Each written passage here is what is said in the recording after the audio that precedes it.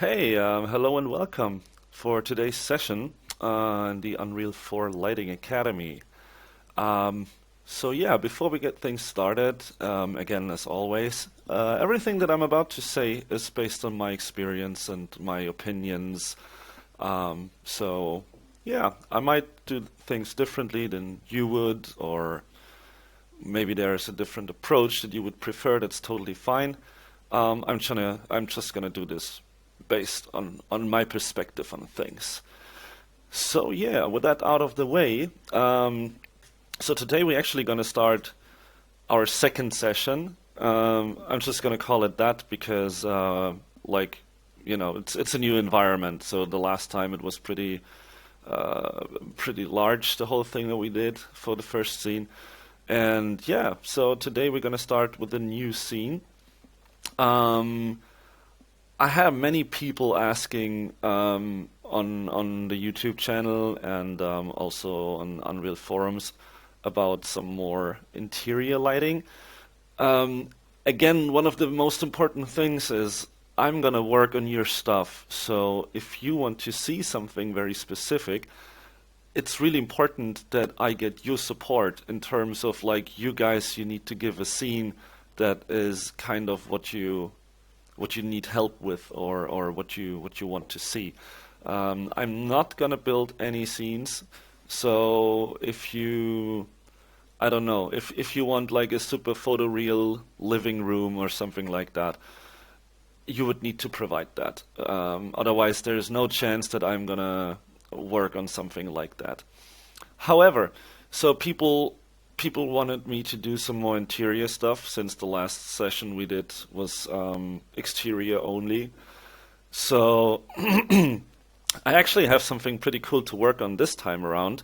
When I was still studying game art, that was before I landed my first job actually. I was at the Games Academy in Berlin.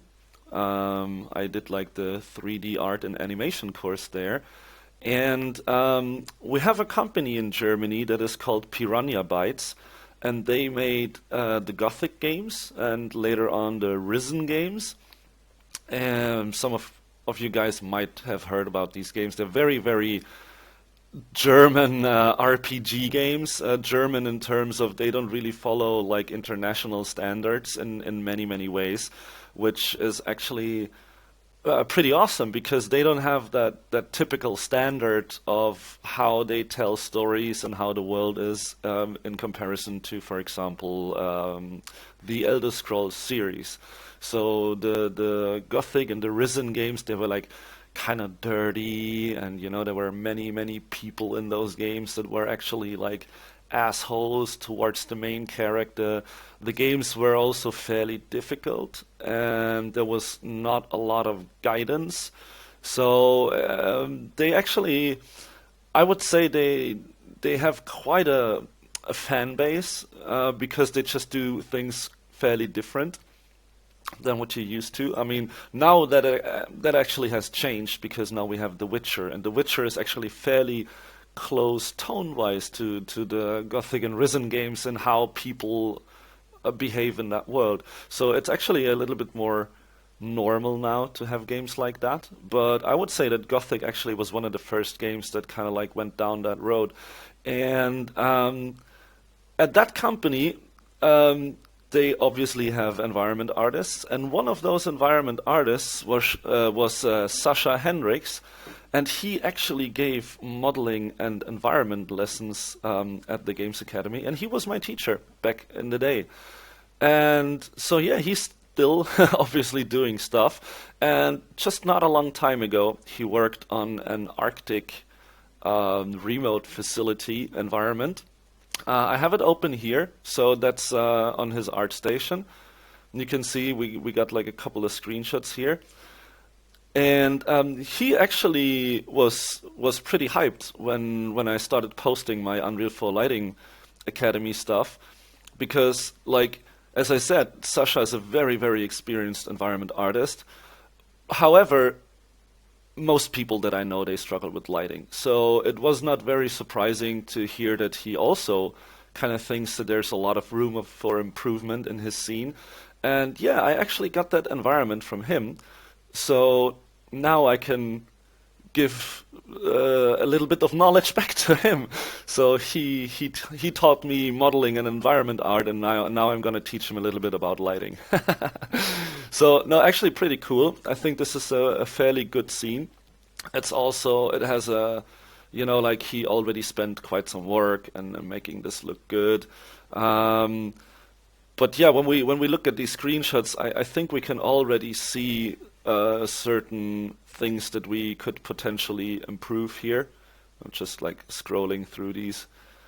So it's kind of like this thing in an ice cave, and we can see a little bit outside, and there's like some snow blowing around, and it's just like this stuff here, and it's a lot of wetness and metal and reflective surfaces.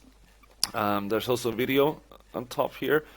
I hope it's buffered because I'm actually also uploading stuff for another project on Perforce, and I might have said it many times that my internet is very slow. So I hope it buffered a bit. So we can just like have a quick look at this here.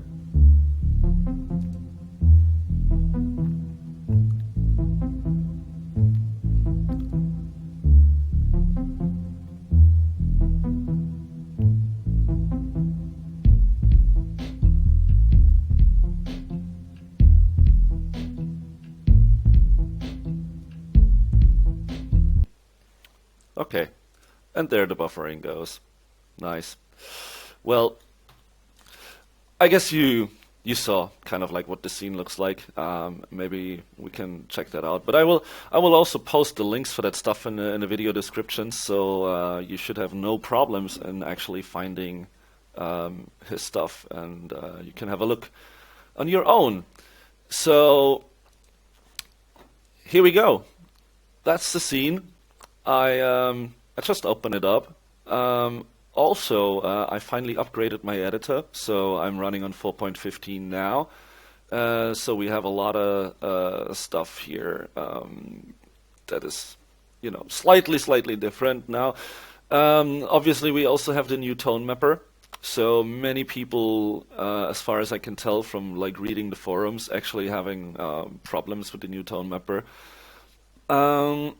Some of these issues, they can barely be fixed until Epic actually upgrades some other things. So I will talk about these things on the fly as soon as they start to pop up, and I can also share a little bit of my thoughts on that, because obviously, as some people might know, I'm a lighting artist at DICE, and we're just like rolling out HDR upgrades for Battlefield 1. So when Battlefield 1 launched, we did not have HDR display support, and now we're going to do a patch for that, so the game will actually render or like output HDR on HDR TVs.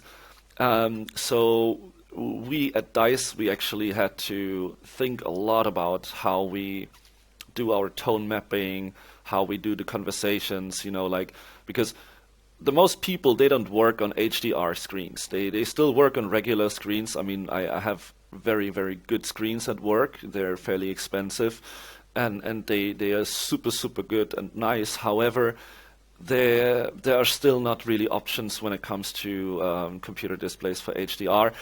And so we work in SDR.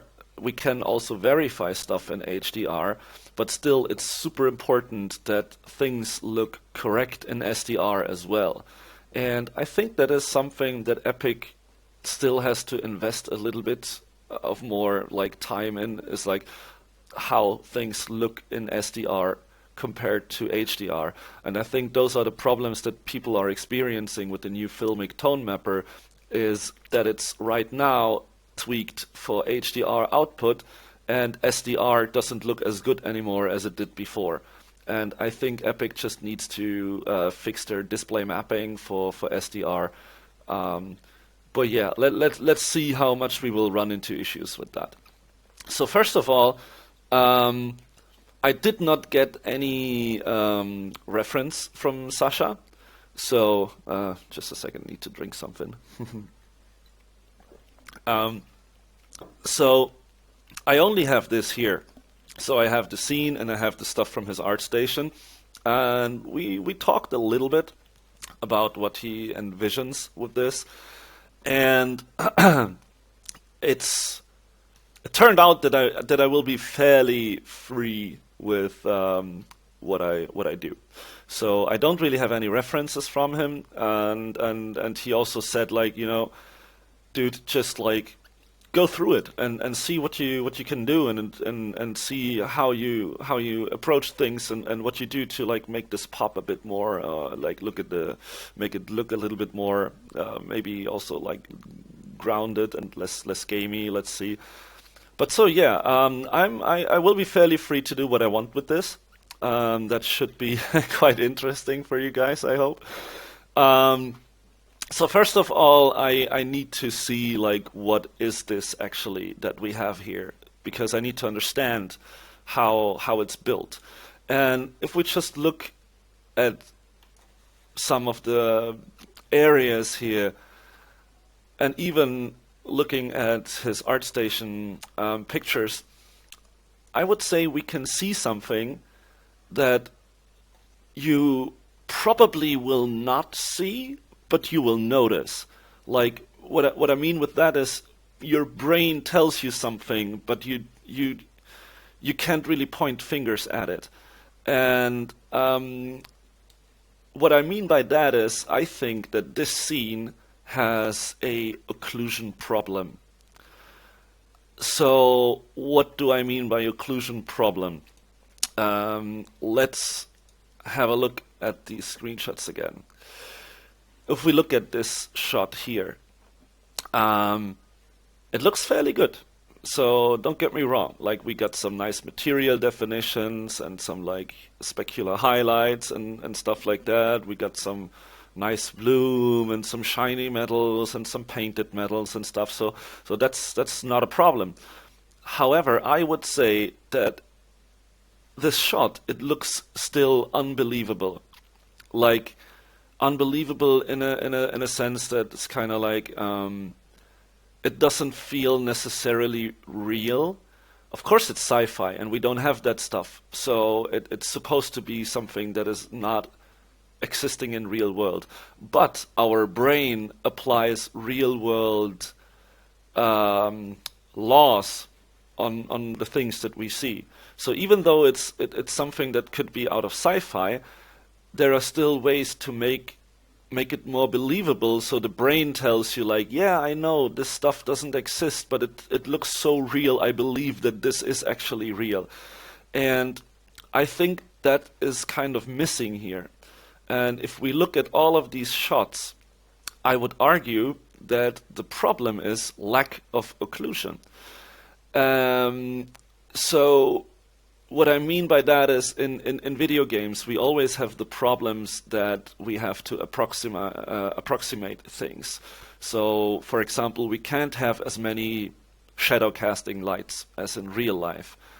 We can't bake down every asset to have proper light and shadow interactions like objects do in real life. And what happens because of that is we get light and specular bleeding in spots where we don't want them to be. So a very good example is if we look at this here, is like some of these objects don't really feel grounded in the scene because they don't have proper occlusion for their positions where they are located in the world. There's too much light coming from all directions, or like some reflections are on spots where they should not be, and things like that. So it makes everything feel kind of like less grounded and believable. There's actually a very, very interesting article about the Order 1886, was it? The fancy-looking PlayStation 4 game by Ready at Dawn. And they talk about that, and they say that one of the biggest issues in modern day graphics is a lack of occlusion. And although things look good, so they have fancy shaders, they have like fancy other things, you know, like animations, they get like wind and like volumetric lighting or whatever. But they say that like all these fancy features, they're actually there to distract you from the fact that there is a problem with local occlusion of objects, because that's just limitation from the tech. And what they did with the order is they worked really hard to fight that problem of lack of occlusion. And they actually argue that this is one of the reasons why the game looks so good, because they were able to kind of like fix that problem, and that's why everything looks so kick-ass.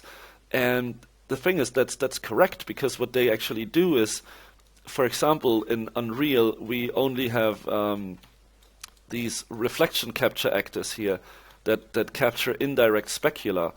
They do that as well in the order. However, in the order, when they bake light maps, they actually bake directional indirect specula into the light maps. And depending on how rough the surface is, they use that one or they fall back to the reflection captures. However, since they can do that, they basically have pixel perfect reflection information, and because of that, they have way better specular occlusion, and that makes the game look so much better. So when we look at the scene and we see that we actually have this kind of lack of occlusion, we can see it really nicely here on the ice. I mean, of course we get reflections here on the ice, and that is good. But we can see it should actually, reflections here should be way more occluded. And here, reflections should also be way more occluded. So what that tells me, with just looking at the scene, is there is something that we can optimize with the lighting, because Unreal is able to do better occlusion. However, to do that, you have basically two options. The very accurate option is Lightmass, because Lightmass saves out all that data into the light maps, into the shadow maps, so you get very nice localized information for these things. The second option is, if you don't want to use Lightmass, you can use distance field ambient occlusion like we did for the exterior.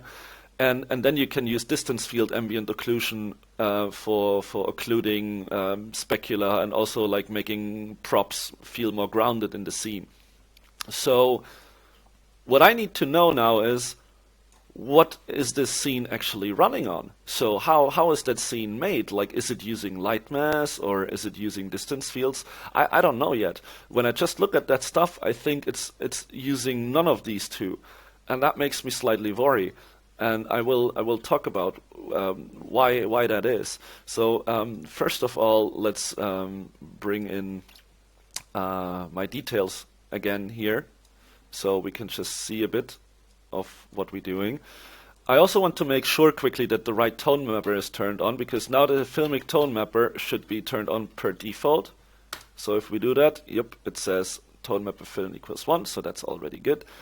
So what we need to do is we need to go through our lights and just quickly see how is all that stuff set up actually.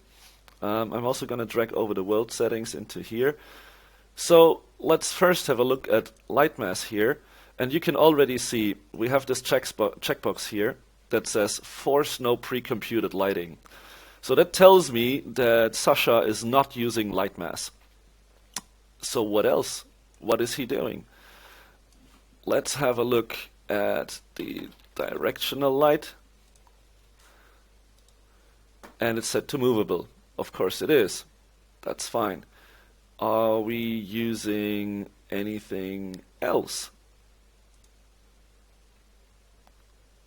Dynamic indirect lighting.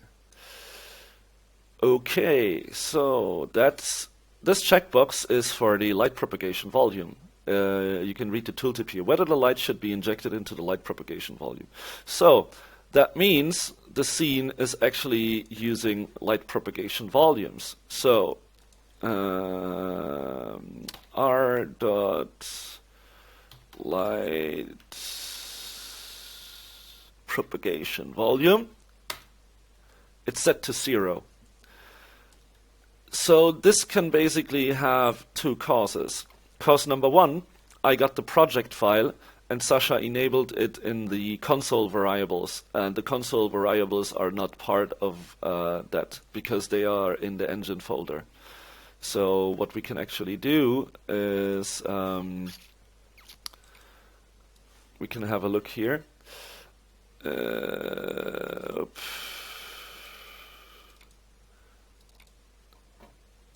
Config default engine ini.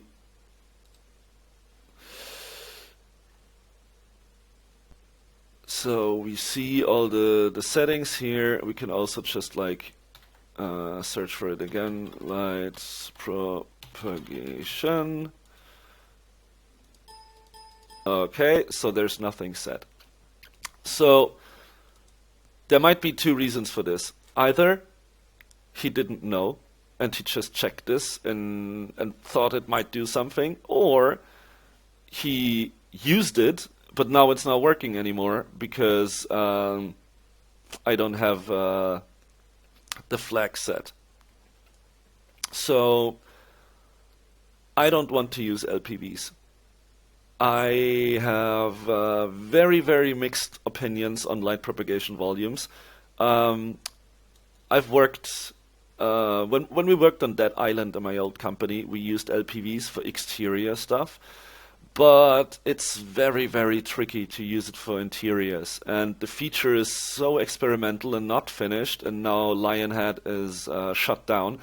So that feature will probably never be like production ready, because it was built by Lionhead Studios when they worked on Fable Legends, I think it was called. And so they basically brought that stuff into the engine. Epic never worked on that, and they also never said we're gonna support this for real, or we're gonna like make it good or whatever. So it's a feature I would not necessarily recommend to use. There are scenes where I would say like, yeah, totally do it, but for this scene I think it's not good, because the scene also, it lives a lot from local lights, and you can't inject dynamic GI of local lights into the LPV as far as I know. At least the last time I used them, it was only working for the sun, and we don't really get much of sun lighting in here anyways, so it's kind of like useless. So I'm just gonna deactivate that checkbox. So the second thing is, are we actually using distance fields? So we go into the settings, project settings, and we scroll down here and we click on rendering, and we go down to lighting, and generate mesh distance fields is actually turned off. So now that I checked these things, I instantly know why we have a problem with lack of occlusion. We have a problem with lack of occlusion because we don't have occlusion. That's the simple answer. We have absolutely no occlusion information in the scene, because the scene apparently runs fully dynamic. We can also have a look at the skylight, which is set to movable. But the skylight on movable, it doesn't cast any shadows, it doesn't occlude anything if we don't use distance fields. And it's also not baked. So we have a lack of occlusion because we don't use any proper lighting technique that Unreal provides. That is actually something that I see quite often, and I'm super surprised, and I also think it's like fairly cool to see how far people actually get and making stuff look pretty good without knowing or doing anything in the way the engine actually wants you to do it. So basically, many people, they don't know how all these different systems work together, or how you combine them, or how you need to set them up. And then they just work, you know, they just never think about these things, and they just do their stuff, and then they still make something that looks really, really good. I mean, if you look at this stuff, it does look fairly good. However, I would say that you can make this look at least 3 times better if you know how to actually use the engine to its advantage. So I think this is the lesson we will learn today from this environment is, yeah, if you just throw stuff in, if you just do something and you don't really take care of how the components work in the engine altogether, you can still get something that looks as good as this, and that is totally fine. However, I think there's a lot of improvement possible, and we should actually try to do that. So one important thing, so I want to switch this over to Lightmass now. I think Lightmass is the best option for this scene here. I think we will have some troubles with that, because I know that Sasha told me that he did not build all the assets with Lightmass in mind. So we might run into some small problems with that. However, I think that Lightmass will give us the most bang for the buck in a scene like this. So I think we should just do that. Also, he said that if some of the stuff in the scene is animated, so what we can do is we can go down to here where it says play, and we can say simulate, and we can just hit the button, and now it simulates. So we can see we have some animated lights here. So we have like this light which is rotating. Obviously we can't bake that one down. We have those lights here, and I think this one, yep, it's flickering. So we also can't really bake down that light. And he just pointed out to me like, hey dude, if you do Lightmass, please be careful that you still have the animated stuff in. And yep, we will do that. We will take care of all the animated stuff, so no worries. Okay, so first of all, we need to do the same thing that we did on the last environment. We need to basically kind of like reset all the stuff and try to get a clean base. And then we need to make sure that all the props are using the correct settings for actually baking the lights out. So first of all, we're gonna look at our skylight, and you can see here the skylight intensity is set to 0.1, and that is because the skylight is not shadowed. That means the skylight doesn't see all these icy rocks here, like it doesn't know of its existence. So what it does, it completely bleeds through everything, and I can show you that, because if I increase the intensity to 1, this is what we get. So you can see everything like gets the lighting from the sky. So if I say effect world, you can see this is the skylighting, but it does not make any sense that we have the skylighting in here, because the skylighting should actually only go in through this hole and hit all the stuff out here, but it should not have any effect on the things that we see in the cave. And that is what I meant with lack of occlusion. It's completely unoccluded. And the same goes for the sun. The sun is completely occluded because it just, because it just makes dynamic shadows from these objects here. So the only thing is, we will, here, you can see, like this is where we get the sun, and here is where we hit the shadows, and everything back here doesn't get any information from the sun, because we don't have global illumination that lets the sunlight bounce into this cave. So we actually have a very, very semi-optimal setting here, and we need to fix that. So first, I'm gonna reset most of these values here. I'm gonna set the sun to 3.14. That is pi. I'm not gonna go into any more details why I'm doing this right now, but I will talk about things like this in a later tutorial where I will focus about like how to set up Lightmass in a scene that just has boxes. So I will just talk about a couple of Lightmass things and lighting in general. There's a good article from Epic why they choose like these intensities and things like that, and it has to do with like when you have a material color and you want to have exactly the color of the texture when the material is fully lit. You need a locked exposure setting, and you need a certain intensity of the light. So you basically get 100% the diffuse value when it's fully lit. And it turns out that it is fairly close to pi, that level. And so I'm just going to start out with that. We will tweak that later on, but I'm just going to start with that default value. I'm also going to switch to stationary. And let's keep the whole light shaft stuff there for now. I do have the dynamic shadow cascades.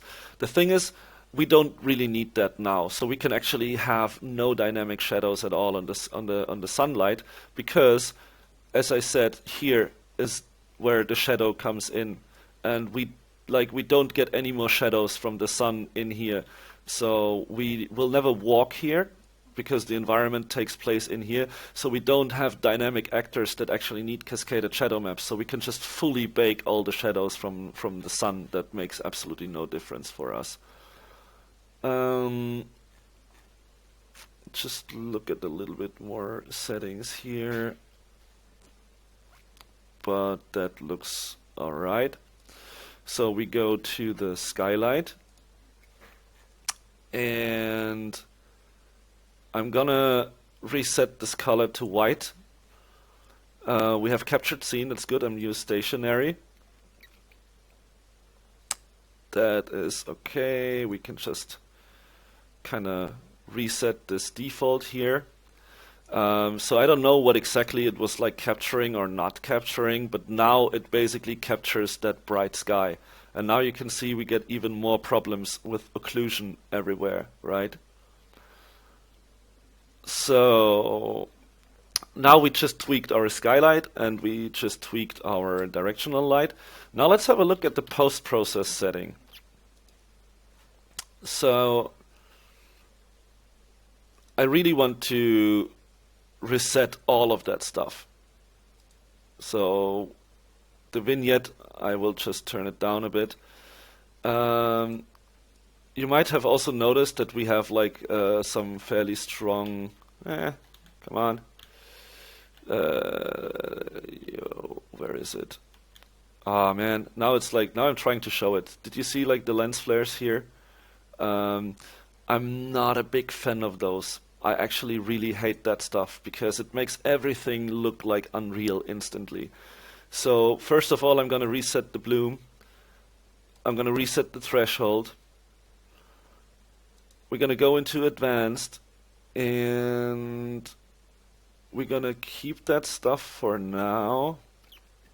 We're going to look at the dirt mask. We're going to reset the intensity. I just want to make sure that I don't have too much of that stuff, because we can bring in these things later again. So that's fine. We're going to look at the lens flares. This and this and this. So now we got like this, which is fairly strong. So I actually will kill them completely now. We can bring them back later. I think it's distracting for working when you get like lens flares in your face all the time, which is also why I kind of like reduced the dirt mask now, so we just get something, you know, that doesn't distract us from actually working with this.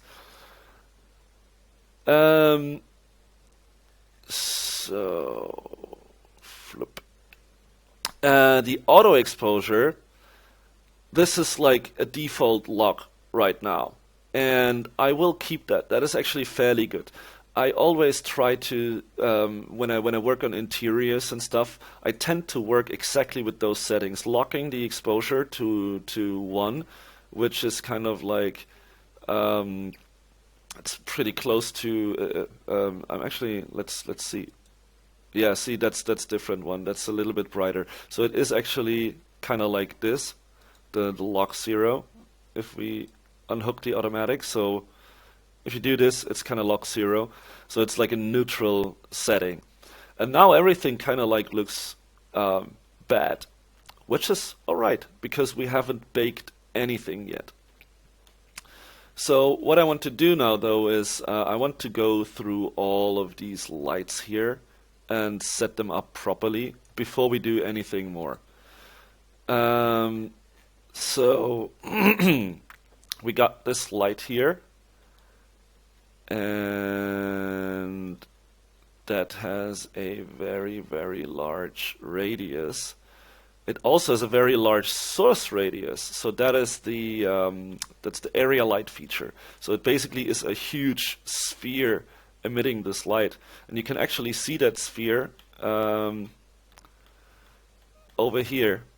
Now we don't see it as nicely anymore because here, do you see that white reflection here? That white reflection is actually the reflection of that huge disk, and it has a super huge radius, and it's very, very big. I'm going to remove that light. We will probably not need it. So yeah, we're just cleaning up right now a little bit, right? So we have these lights over here, and I'm not really sure what they are doing.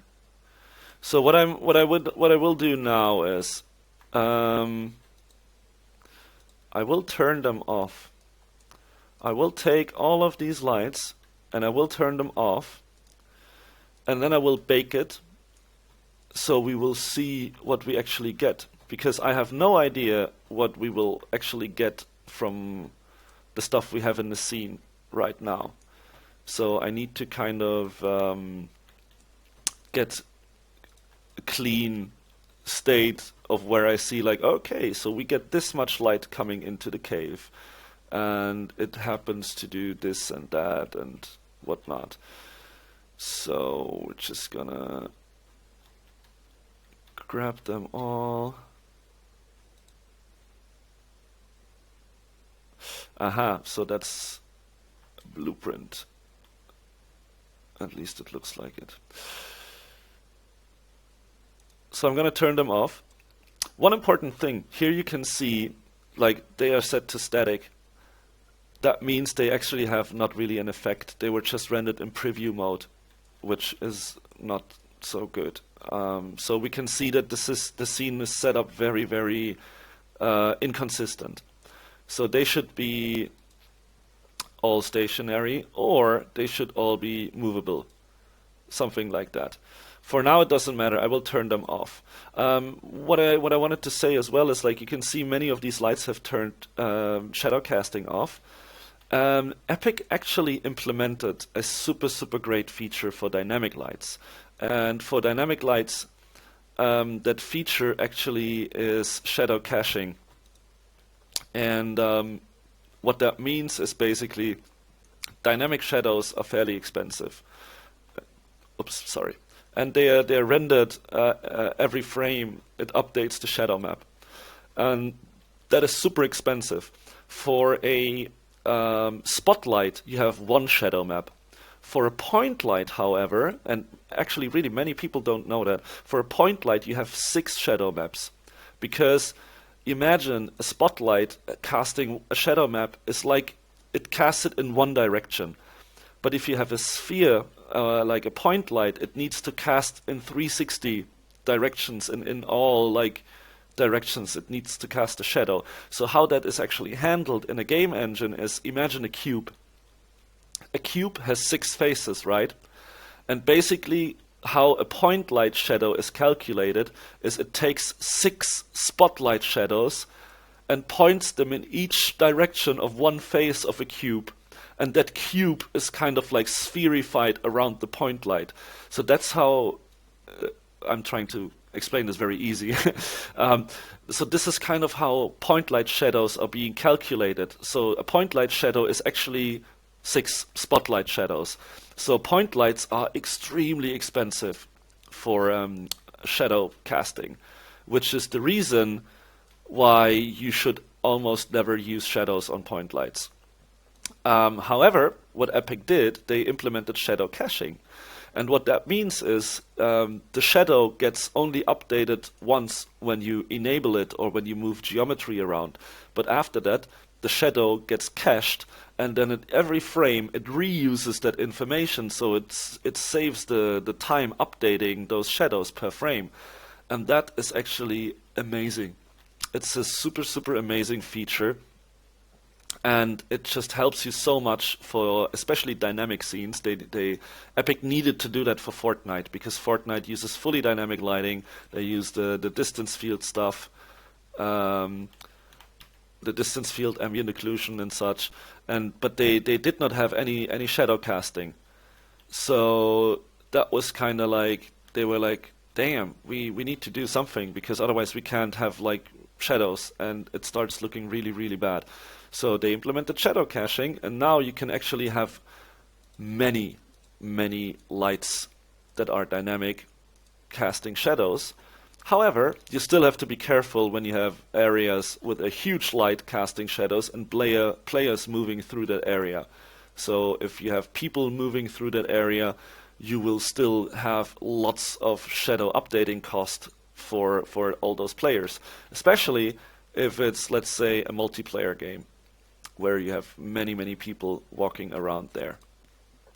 So that is just something to keep in mind.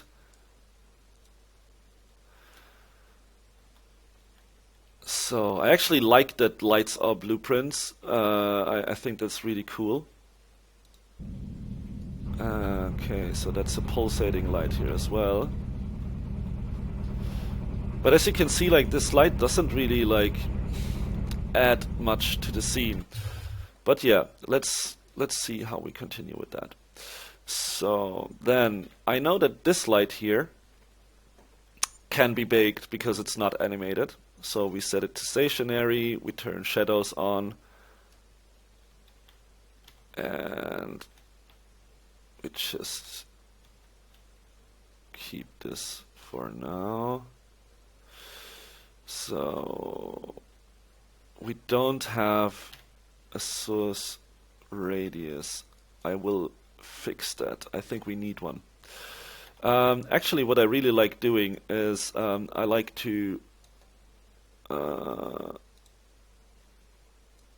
move these into the actual light source. Because what you can do is you don't really need emissive on these. You can make a subsurface material, and that subsurface material will get illuminated by the light in it. That's really, really cool because what that makes, what you can do is you can like animate it, and then the surface actually updates itself from it. So you don't need to animate emissive, you just like animate the light in it, and the emissive, the surface will react automatically because it's subsurface, and then it reacts to the light inside. Maybe we can actually do that later on, I can show it. But so yeah, I would like increase the source radius a bit more, just so we have a shape that kind of represents this better. What I also don't like so much right now is we can see they all have like different colors, and I think that's not so good. We should kind of like have them all the same. I'm gonna delete this light here, and I'm just gonna alt drag this one over.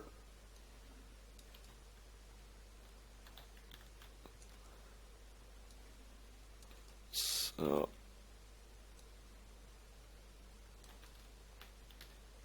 and the cool thing is you might wonder now, so yeah, but hey, you have like shadow casting enabled, and like why do you put the light into this mesh? Well, the thing is this.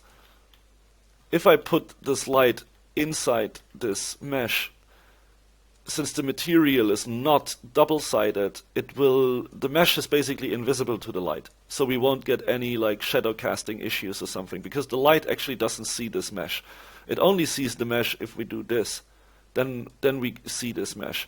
But if we're inside the mesh is invisible to the light, and we will not get any issues with shadow casting.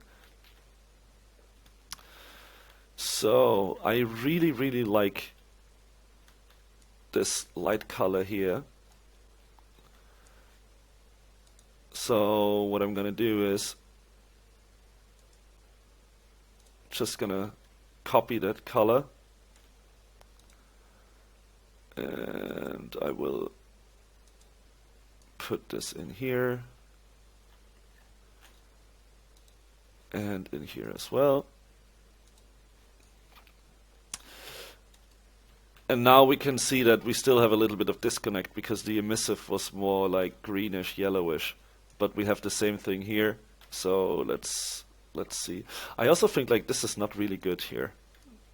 I think this should be moved if we can. So we got a camera up here. Aha, oh, it's that thing. Yeah, okay, sorry. Yep.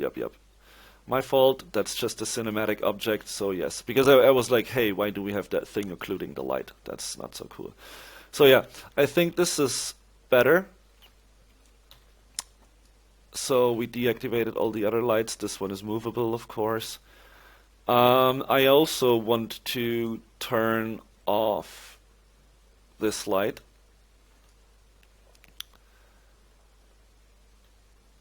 And there must be some light around here.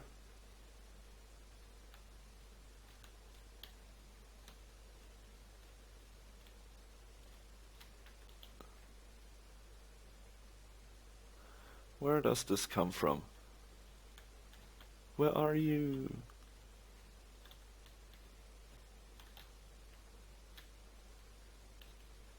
Ha!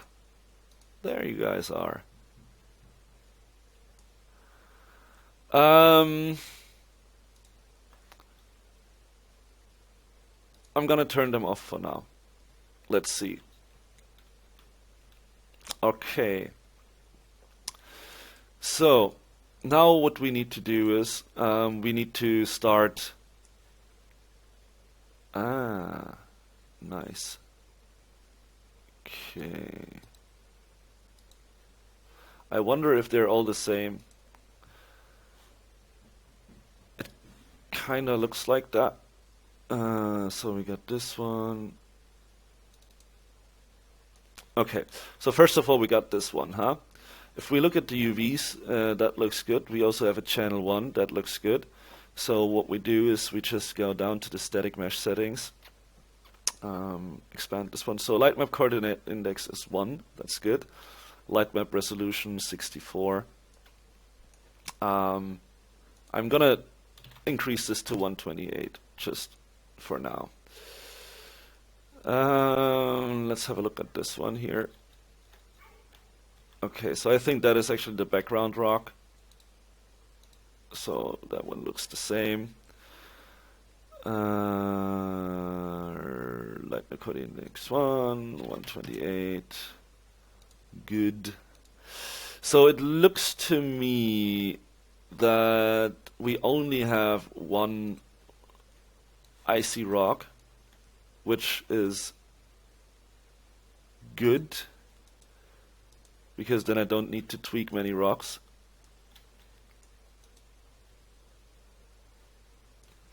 Yeah, it seems to really be like everything is the same kind of rock, which is fine by me. Alright, so, well, let's look at the other stuff then. So we have this thing here,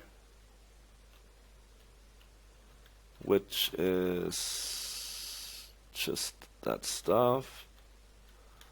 It's okay. I mean, again, the scene is not really built for Lightmass, so maybe I'm just trying to make the to make something happen that is not really meant to be, but well, let's see. Okay, so this light map is fairly inefficient. So what we need to do right now is we need to compensate with the resolution. So index 1 resolution. So I think I'm going to use 512 on this, because otherwise we probably will have too many issues with that. Okay. Oh wow. That's not gonna work nicely, but yeah. I always like, yeah. I mean, let's just double check that this is kind of working.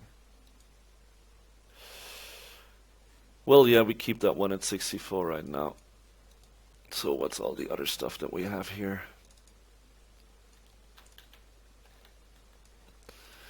So that's the problem, right? If you build a scene and you don't have like Lightmass in your mind, then you get like stuff like this when Unreal tries to do the auto UVs. So we will definitely get some baking errors on that thing. Coordinate index 2, that's fine. I'm gonna do 128 as well. So the thing is, like, I'm just setting these light maps higher than they actually should be, and I'm just doing that because I know that I can like slightly compensate for certain things. Like, if you have a UV that's not very decent, you can still up the light map resolution quite a bit, and you might actually get something better. Oh wow. That is like the most inefficient unwrap I've ever seen. Well, whatever. Doesn't matter so much. We will work with what we have. So coordinate index 2, zack, you also get 128.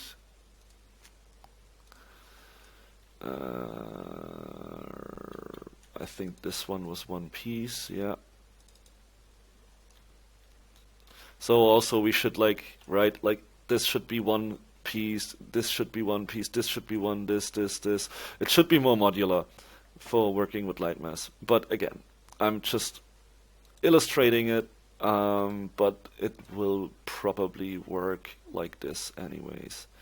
So we also go with 512 lightmap resolution on this, since it's such a large piece and we have such a unoptimized UV layout for it.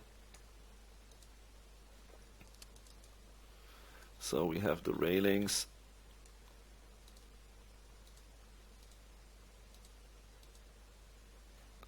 Fairly decent.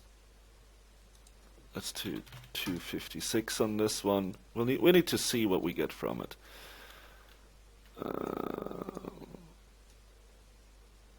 So we got these wall build parts here.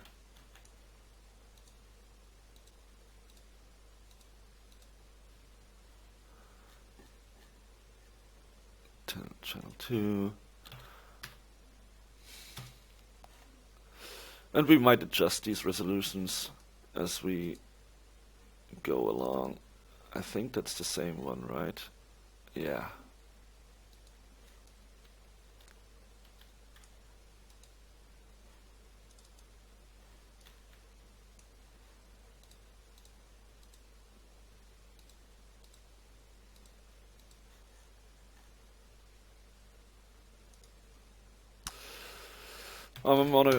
I'm going also with 256 here because they're so thin. So we need some more pixels. I think this is probably the same one. Yeah.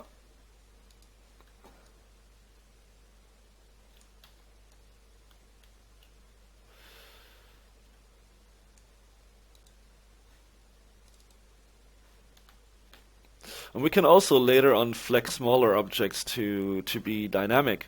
That works fairly well. However, we just need to have, yeah, whatever, just make it like this. We just need to have indirect lighting cache, so we actually get samples that we can use.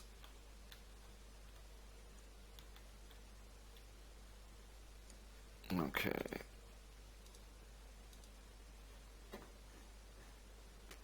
Yeah, if you have objects like this, it really makes sense to do your light map UVs manually. Or, if it's super complex, we might actually need to set it to dynamic and then have proper lighting cache data there. We need to see about that. For now, I'm going to use a high light map resolution, and we will just try to see what we get from the big. So I think this is the thing that we already set. Yep, let's just use very big here. That's the same floor as the other one, huh? Okay. Yeah, we can see that the scene is built rather dirty, which is of course not optimal for things like this. But yeah, it still shows you how far you can get if you work quick without a lot of optimization. You could see, I mean, the scene still looks very decent. So I think that's a good indicator of what quality you can actually reach, even if you don't set up everything in the way it might should be. So we got this thing here.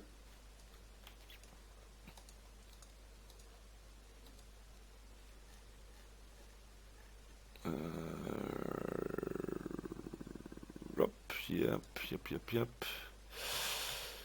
I'm gonna set these super detailed ones to a higher resolution, so we just get some proper information here. All right.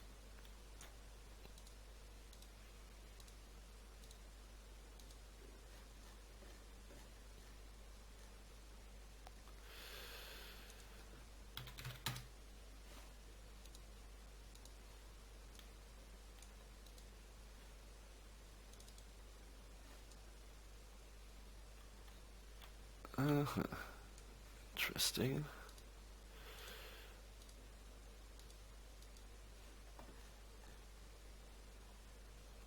Channel 2.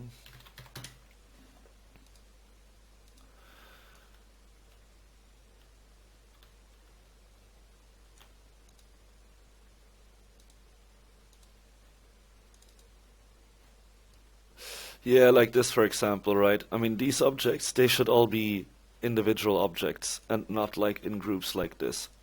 So that would make it a lot more easy to work with.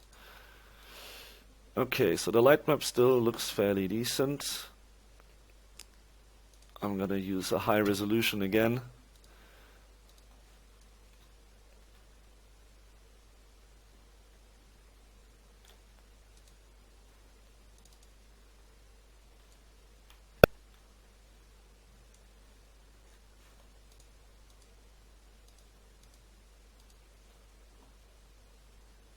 Okay. So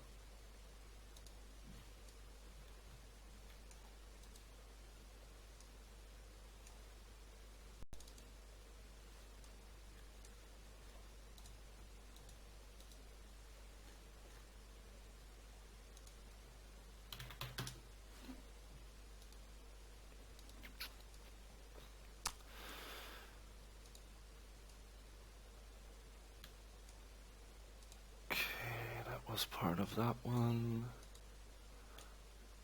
That's the box. What's this?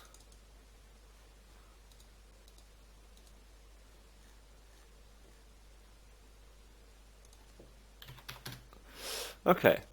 I think we're getting close to having all the elements flagged now. That's funny.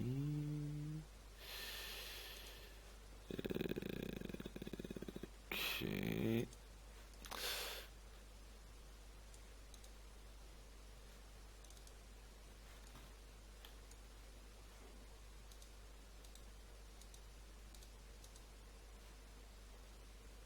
Can already see some overlapping here.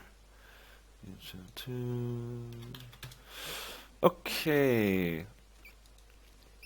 I think we might be done.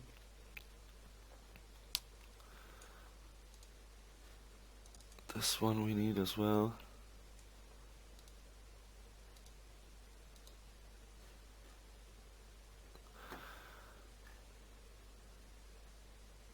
So this one doesn't have another channel, so we need to go into the build settings. So if we just go in here and we have the build settings, we can say generate lightmap UVs and destination lightmap index and source lightmap index. So like this is taking the first UVs, the ones that we see here, and it's going to repack them into this channel. So we just hit apply changes and go down to static mesh settings, and now we have a second channel here, which just took the shells and repacked them. So lightmap coordination index 1, and let's do 128 as well. Doesn't matter now. So these ones, yes. Well, it's using that stuff. And we can, whoops, just go in here, and they also don't have UVs, so we can say generate lightmap UVs, apply changes, have a look at that channel, and that, oi. Yeah. Okay. Well, that happens. It's not perfect, but it's enough for us to use. So I'll keep it at 64 because that object is like repeating itself on the spline, so we get more data from it as well. Okay. Let's just save all stuff that we have. And upsala. Let's deactivate force null pre-computed lighting and save again. Now we can already see we have 486 unbuilt objects here. So we should really start building that stuff. So let's check our Lightmass settings first. So this is good. Indirect bounces. Let's start with 20. Indirect lighting quality, I'm going to set it to 4. And I'm going to set this to 0.75 now. And I am not going to use ambient occlusion for now, but we might actually do so later. So I'm going to save that again. And I'm going to check the lighting. It is on preview. Good. Let's quickly, I think that is the stuff that we had on the ceiling, but I just want to make sure that I set something up for it. Yeah, I did, right. Did I or didn't I?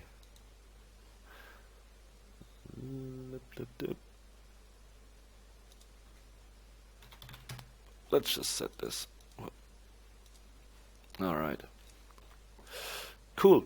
So I think we are ready to give it a try. So let's see what happens. I mean, we will get probably quite a lot of overlapping light maps and wrapping UVs and stuff like that. But I'm not too concerned about it right now.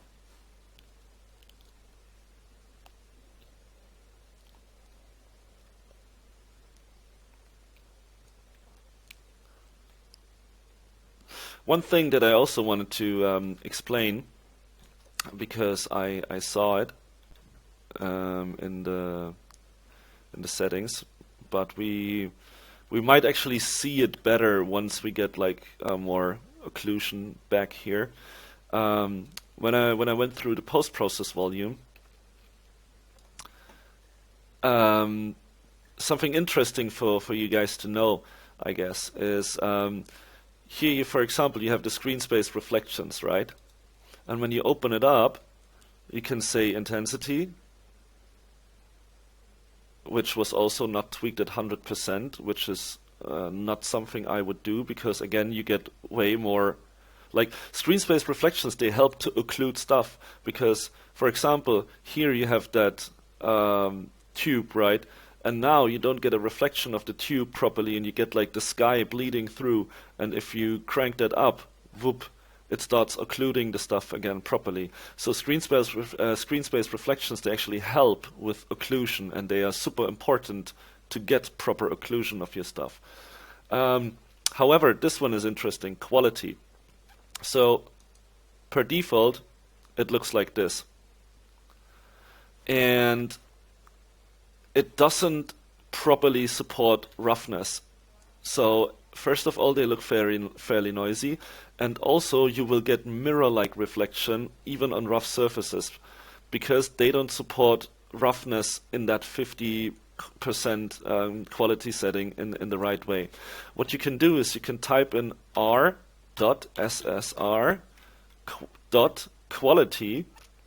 and per default that quality is set to 3.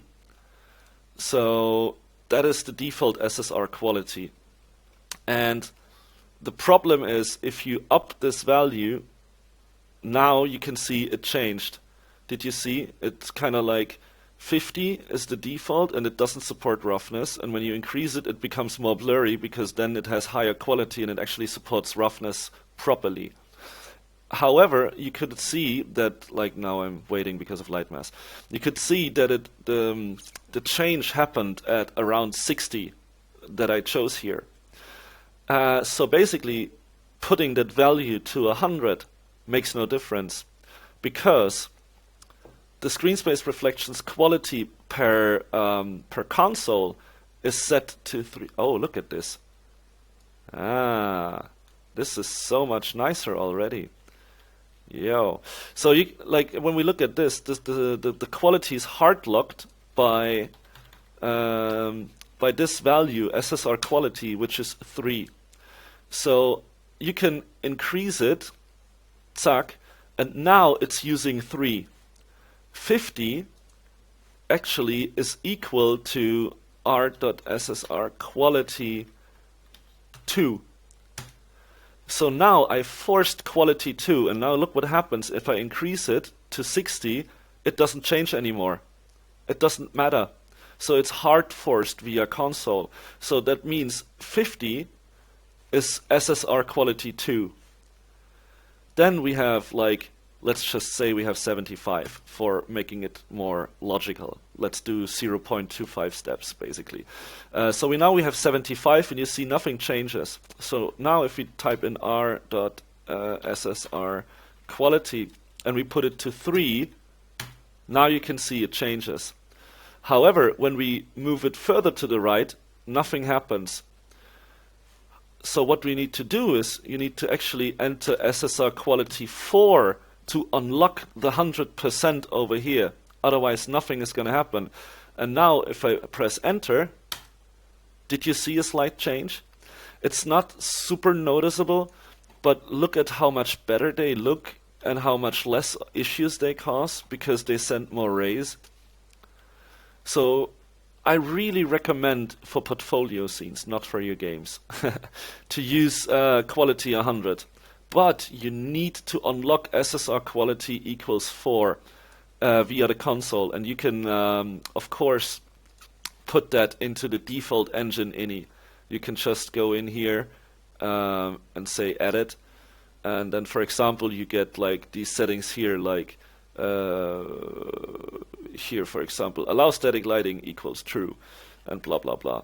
So what you can do is you can just add stuff in here, like for example, I did.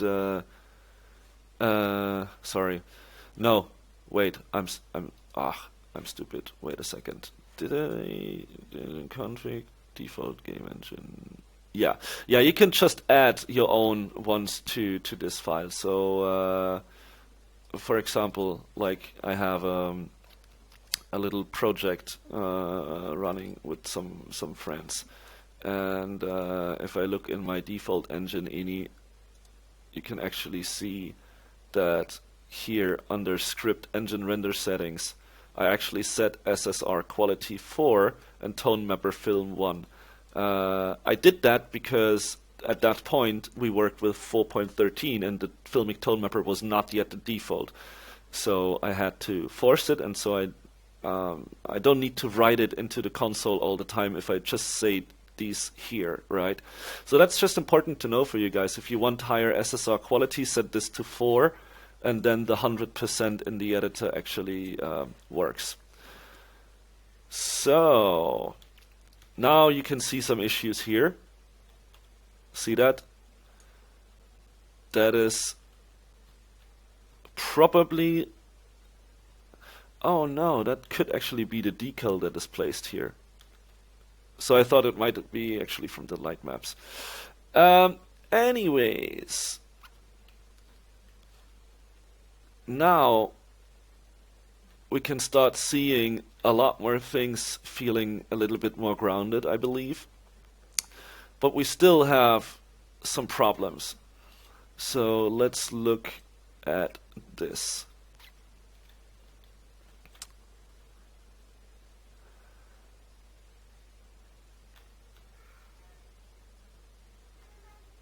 Okay.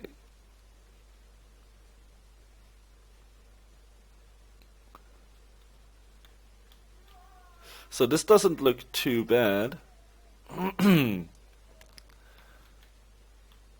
However, I still think that all that stuff should be darker. But you guys can already see what I mean. Like, this looks already so much nicer because it has like some proper gradients in here, and it kind of like has something going on.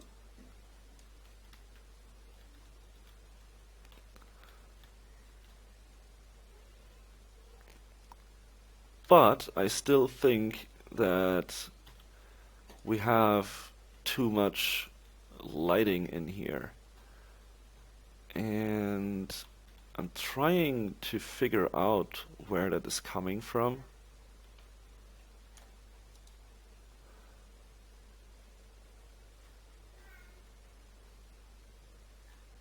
Okay.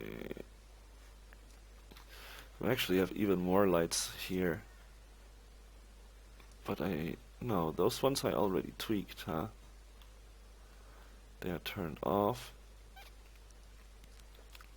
Yeah, so this is like a little problem when you get scenes like this. It's like you never really know where is all the stuff. And sometimes there might be things hidden and you don't really know where are they coming from. Where is that whole light coming from?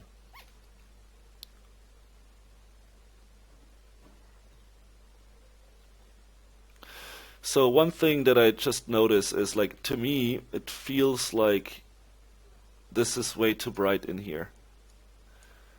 It kinda like... I'm actually not sure if it comes from the subsurface. It could actually be.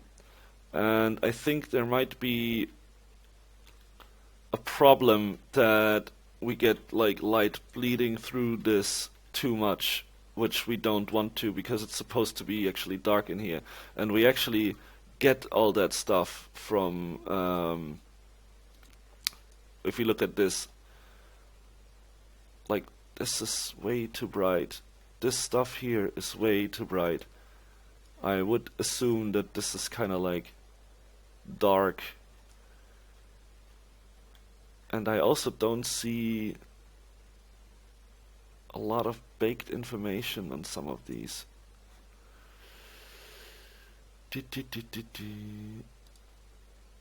Let's have a look at this thing here.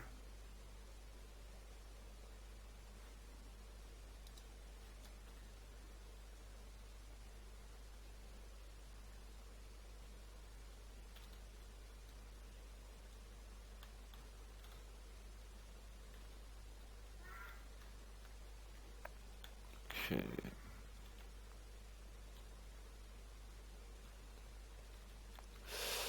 I think we might need to build a box around this. I'm not entirely sure though, but oh, wait a second.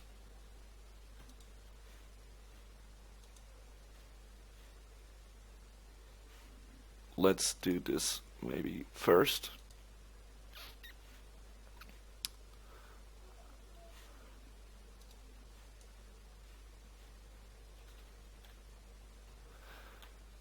Because like I expect the inside of the cave to look like this, like really, really dark.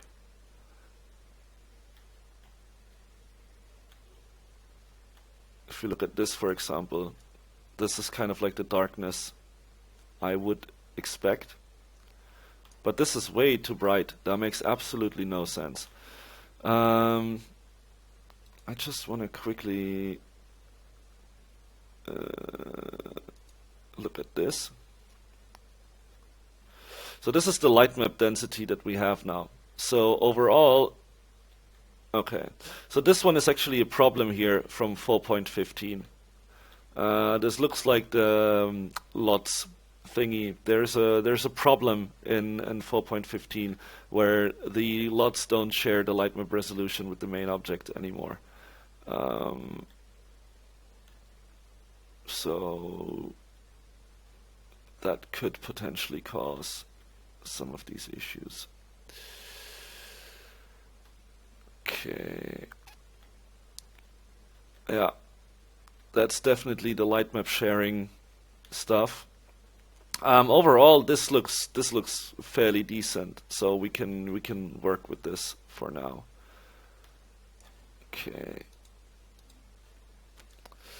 I still want to rebake this quickly, and if this did not really do anything, we might actually really need to build a box around this to block the skylight from the subsurface stuff.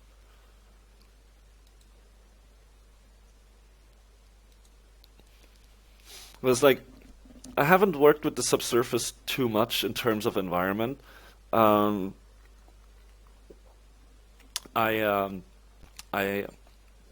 worked with it, but we used most of the subsurface stuff when working on that island with dynamic lighting. So we also didn't have ice caves, but maybe, I'm not entirely sure about this, maybe the subsurface changes some behavior of lightmass, so you actually get some light traveling through these objects. It could potentially be. I mean, it would make sense from a physical standpoint to say like, okay, this is not 100% opaque as a material, so it lets something through. However, I'm not sure if Unreal actually simulates that behavior.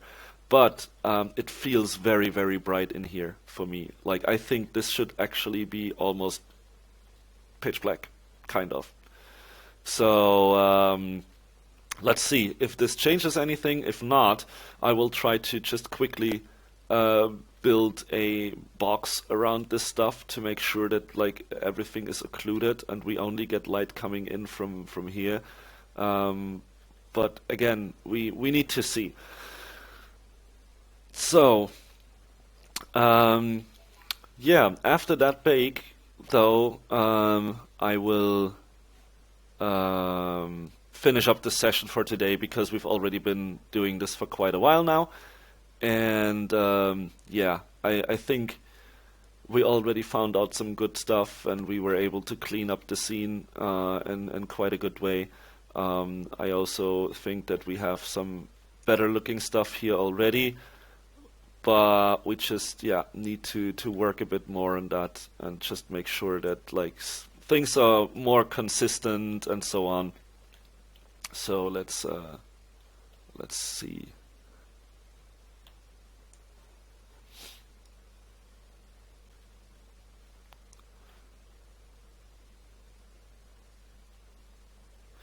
My goal is to make this fairly high contrast lighting wise, and I want to get a little bit away from the green, just a tiny little bit more towards blue.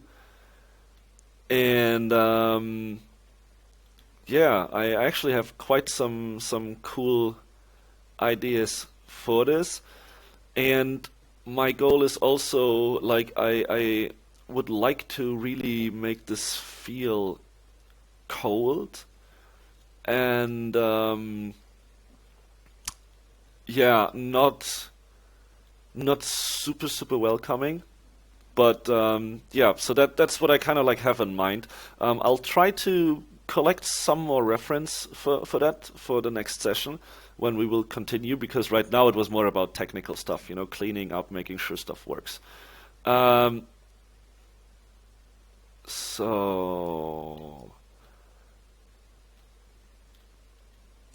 this is already fairly better.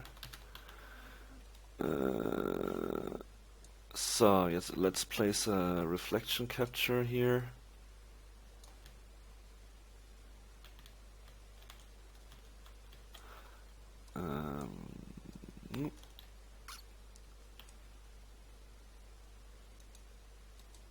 So we can already kill off a lot of wrong reflection with that one.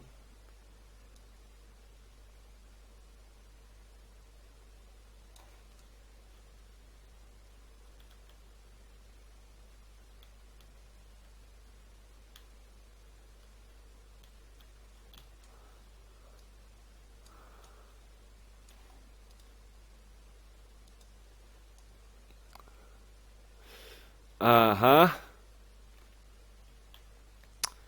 Now we're talking. You see that? This is lighting only. That's actually what I want. You can see here, this is only the information from the baked lights.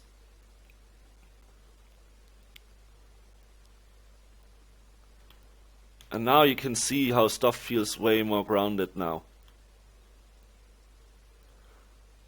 This is exactly what I want. And you can see here that how we get the brightness coming in, but not too much. So now what we need to do is we actually really need to, the fog. I guess it's the fog. That is, yeah. Can you see how the fog makes the stuff brighter? So, I'm gonna turn this off now. And another thing is, I think on the shader for these rocks, we actually have emissive.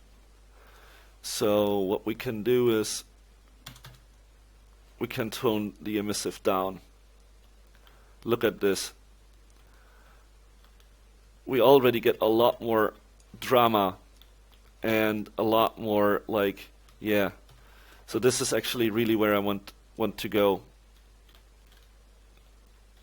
I think this looks already so much better here. I mean, obviously we lack some bounce lighting and stuff, but look at this. I know it's kind of like boring now on the left side, and it doesn't look really good, but this is how we need to start prepping this scene. We need to make sure that all these components work, but if we look at this basically, I think this already looks much better than it did before, because now we actually have shadows on these objects, we have proper reflections because we get proper reflection occlusion from the lightmass data that we have.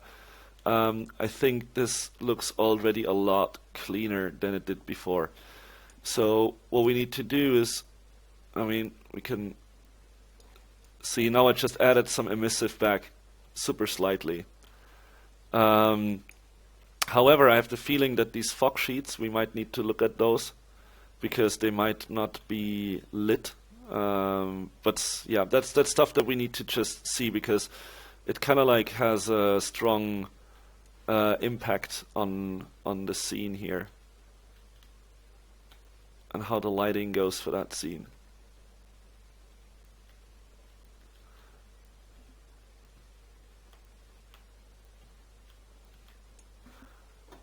Maybe I can already go towards something more like this. So I just adjusted the subsurface color a tiny little bit and turned it more towards something that's more bluish. So if I would crank up the emissive, you could see how I changed the colors now.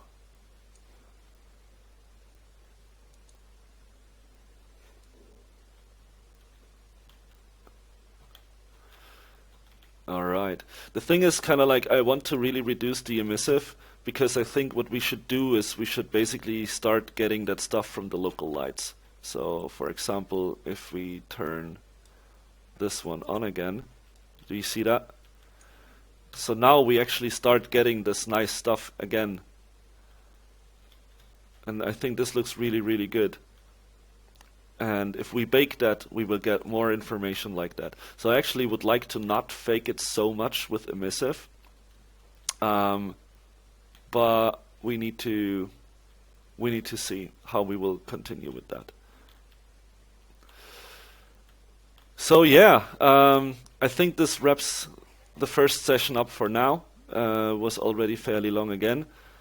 But yeah, I hope you guys were able to take away something from this.